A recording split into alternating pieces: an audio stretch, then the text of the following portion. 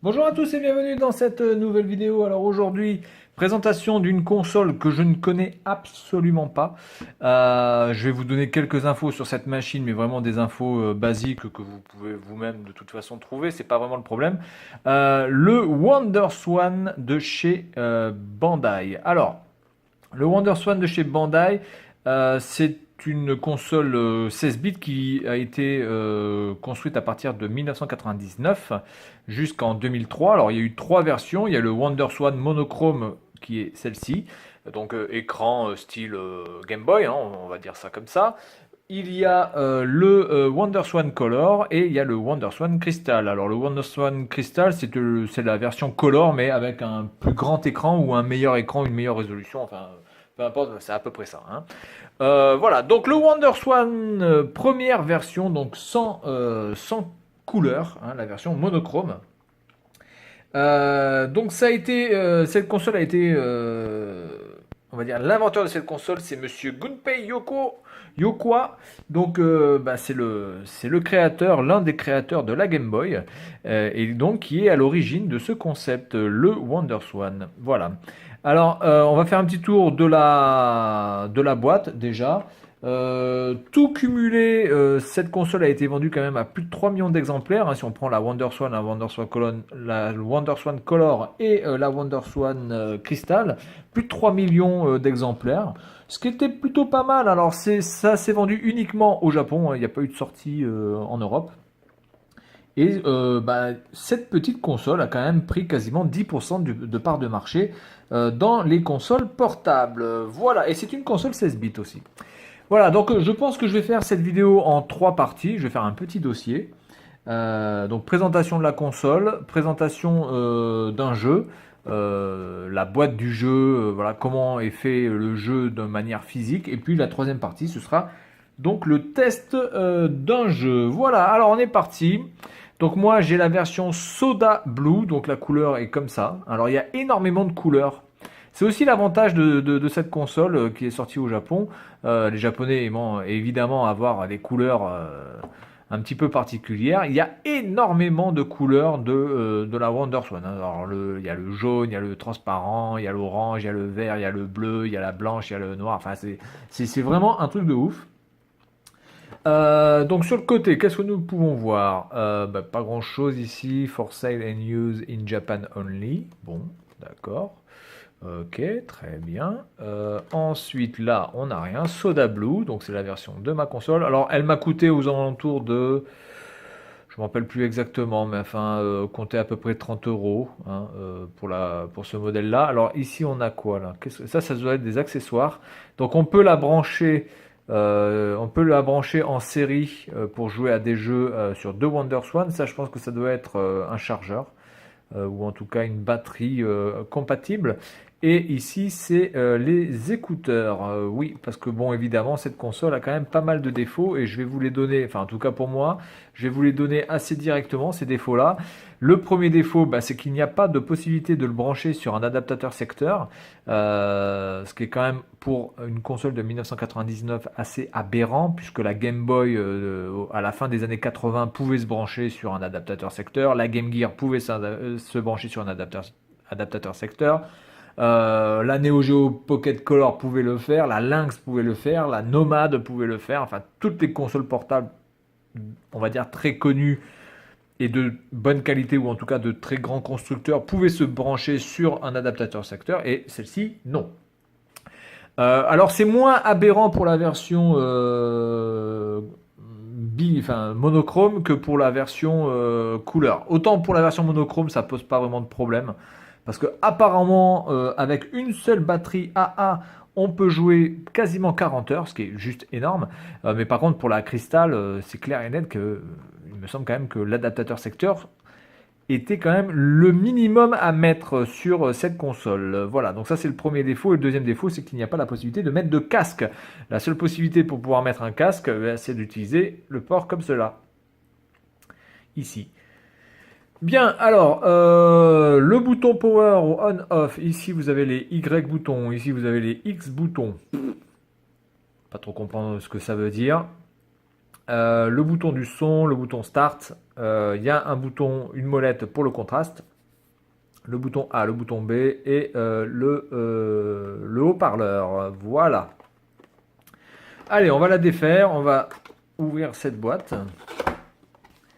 Alors, elle est extrêmement petite. Je ne pourrais pas vraiment la comparer là avec. Est-ce que je prends une console? Je pense que je vais prendre la Color. Attendez, je vais prendre la Game Boy Color. Je vais vous montrer ça.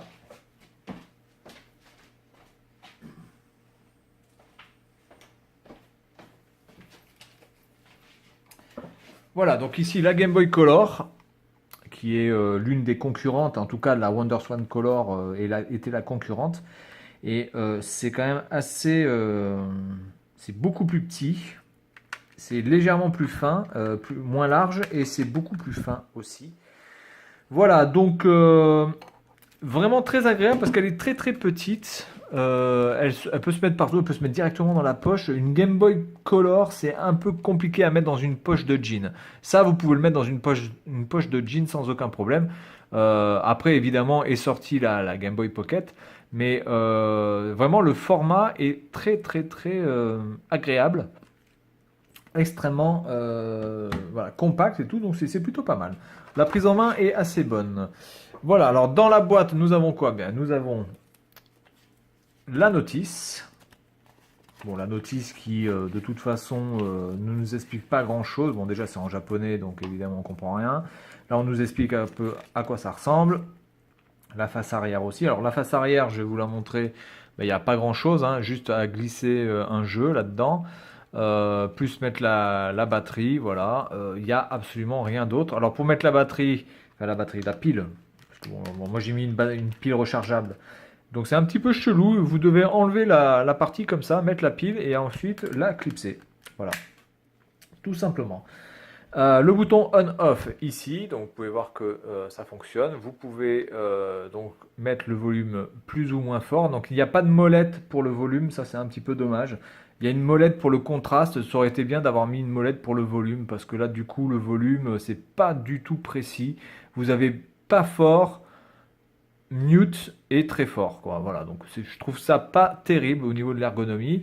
Ici, vous avez la petite prise. Alors, il devait y avoir un cache, hein, j'imagine, mais donc pour pouvoir brancher les différents accessoires. Voilà. Et alors, l'avantage aussi de cette console, c'est qu'il y avait des jeux où on pouvait jouer comme ça, hein, style, on va dire style PSP ou style Game Gear, et aussi comme ça. Donc style Game Boy, il y avait la possibilité de pouvoir jouer dans les deux sens. Alors j'ai acheté un jeu qui lui se joue dans ce sens-là, mais il y a aussi des jeux qui se jouent dans ce sens-là, notamment des jeux de foot, etc., et des jeux de plateforme. Donc il y a différents... voilà, vous pouvez jouer en paysage ou en portrait, mais par contre vous ne pouvez pas le changer. C'est-à-dire que c'est le jeu qui, de manière native, va se mettre soit en portrait, soit en paysage, mais vous ne pouvez pas changer l'orientation du jeu, hein. Voilà, bah écoutez, rien d'autre à dire là-dessus. Bon, la notice, etc., avec certaines indications. Bon, il n'y a pas grand-chose à dire sur ça. Là, il y a une petite brochure avec les différents jeux. Donc là, vous voyez, il y a un jeu en paysage. Vous avez un jeu en portrait, en portrait, en portrait, en portrait, en portrait, en paysage. Voilà, donc il y a quand même pas mal de jeux. Il y a notamment un jeu Evangelion qui est sorti aussi sur cette console. Je vais essayer de le choper. Parce que comme j'essaie de faire le full set Evangelion, je vais essayer de choper Evangelion sur la WonderSwan. Mais c'est pas gagné. C'est vraiment pas gagné à trouver. En tout cas, en boîte, c'est super chaud. Je peux trouver le jeu en loose sans aucun problème. Mais avec la boîte, pour l'instant, j'ai pas. Mes recherches sont un petit peu infructueuses. Donc voilà, que dire sur cette console? Ben, au niveau de la prise en main, c'est plutôt sympa. Le contraste est assez bon, donc on peut le varier. Et par rapport à l'angle de vue, c'est jouable. L'autonomie est hallucinante. Vous avez une bonne trentaine d'heures de jeu avec simplement une seule pile, ce qui est juste hallucinant. Voilà. La possibilité de jouer comme ça et la possibilité de jouer comme ça selon les jeux, ça c'est aussi ça apporte un petit plus pour les gens qui avaient l'habitude de la Game Boy. Alors par contre, au niveau de la prise en main, ça vaut pas une Game Boy quand même, hein. Quand vous jouez comme ça, c'est quand même mieux de jouer à la Game Boy avec ça que, qu'avec cette machine, parce que je trouve que là, tout ce qui est la partie arrière, ça, au niveau du toucher, c'est vraiment pas agréable. C'est pas quelque chose qui donne envie de jouer pendant très très longtemps. Voilà, donc c'est tout pour cette vidéo concernant la WonderSwan qui a été vendue donc jusqu'en 2003. Elle a eu 4 ans de vie, 3 500 000 exemplaires en l'espace de 4 ans, ce qui est vraiment vraiment un bon score, hein, parce que évidemment Nintendo est tellement stratosphérique dans les consoles portables que c'est tellement dur de pouvoir vendre quelques consoles. Alors, imaginez quand même qu'un constructeur comme Sony n'arrive même pas à battre Nintendo sur les portables. Nintendo est juste intouchable, clairement intouchable sur les portables. Mais Bandai, à l'époque, avait quand même réussi à vendre quasiment 1 million de machines par an. Ce qui est juste, je trouve ça prodigieux pour une maison comme Bandai. Alors Bandai, ouais, c'est une grosse boîte, mais c'est quand même pas comparable à ce que peut faire Nintendo en matière aussi de logistique, de marketing, etc. Donc je dis quand même bravo à Bandai d'avoir vendu quasiment 4 millions de machines en l'espace de 4 ans. Ça a été un bel essai. Alors évidemment, ils n'ont pas continué parce qu'après, bon voilà, je pense qu'ils n'ont plus la technique et puis il faut surtout avoir les investissements nécessaires. Mais vraiment, je pense que cette console méritait et mérite quand même notre respect parce que je trouve que ils ont fait un bon boulot. Voilà. Alors après, reste à savoir si les jeux suivent parce que les machines, c'est très bien, mais les jeux, c'est mieux. Voilà, donc c'est tout pour cette vidéo et puis moi je vous dis à la prochaine. Salut à tous!